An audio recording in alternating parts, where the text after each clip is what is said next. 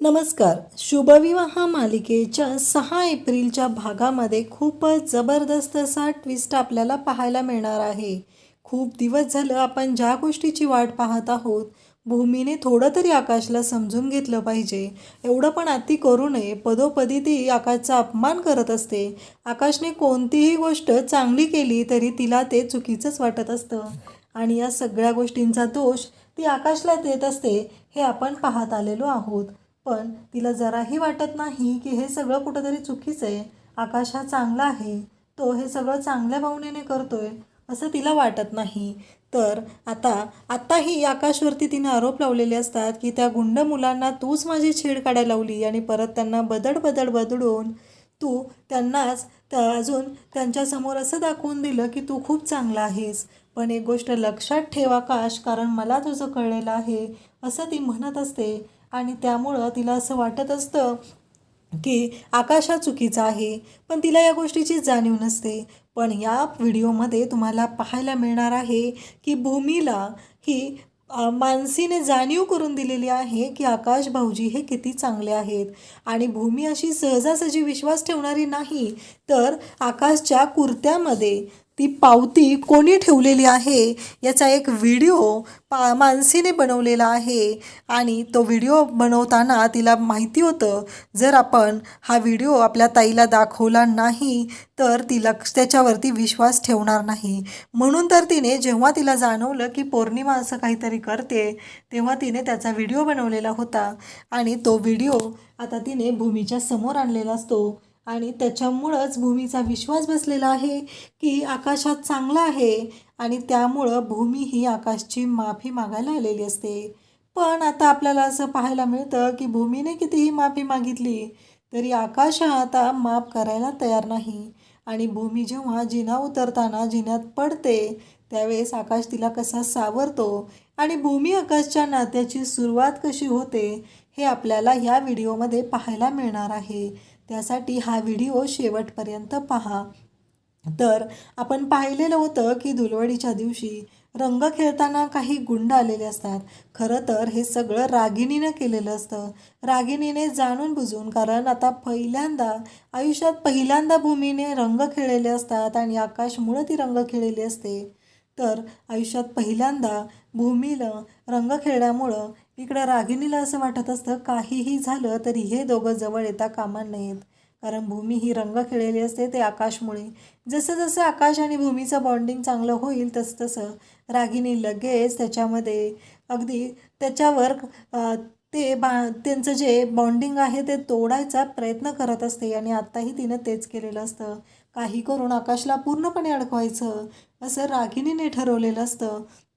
आणि मग त्या गुंडांना ती पैसे देते, अभिला सांगते आणि अभि ते गुंड बोलवतो. जेव्हा ते गुंड येतात तेव्हा ते गुंड भूमीच्या गालाला कलर लावत असतात. भूमीला खरं तर वाटत असतं आकाशच तिला रंग लावत आहे.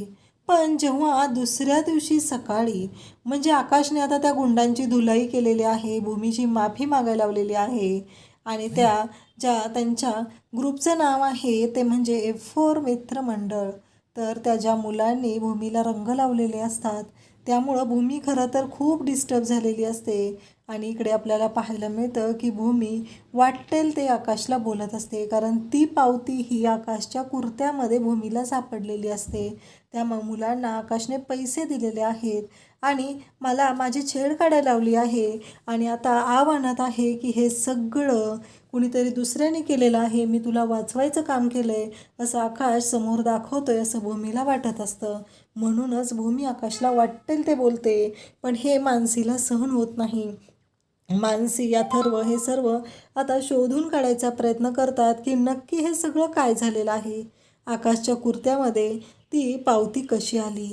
आणि बरोबर त्याच वेळी मानसीने पाहिलेलं आहे की त्या कुर्त्यामध्ये तिथे पौर्णिमा काहीतरी करत असते. आणि तिनं पौर्णिमाला जाऊन विचारलेलं असतं की तू काय करत आहेस. पण पौर्णिमा तिथे विचारायला जेव्हा मानसी पौर्णिमाच्या जवळ जाते तेव्हा आधी पौर्णिमा आकाशचा कुर्ता हातात घेऊन आहे त्या गोष्टीचा व्हिडिओ मानसीने बनवलेला असतो. आणि मग तिने पौर्णिमाला विचारलेलं असतं. तेव्हा पौर्णिमा ही थोडी घाबरलेली असते आणि ती म्हणते, अगं मला वाटलं की हा अभिजित यांचा शर्ट आहे म्हणूनच मी आलेली होते.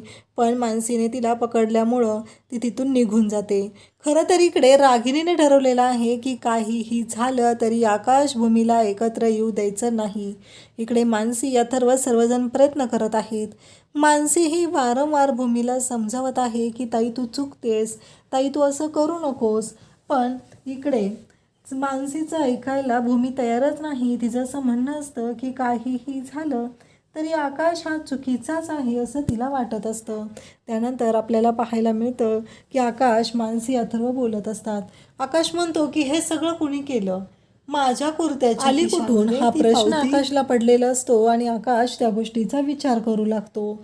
आकाश म्हणतो की काही करून आपल्याला ते शोधायचं आहे आणि त्या क्षणी इकडे मानसीला आठवतं की सकाळी पौर्णिमा तुमचा कुर्ता घेऊन होती असं ती आकाशला सांगते.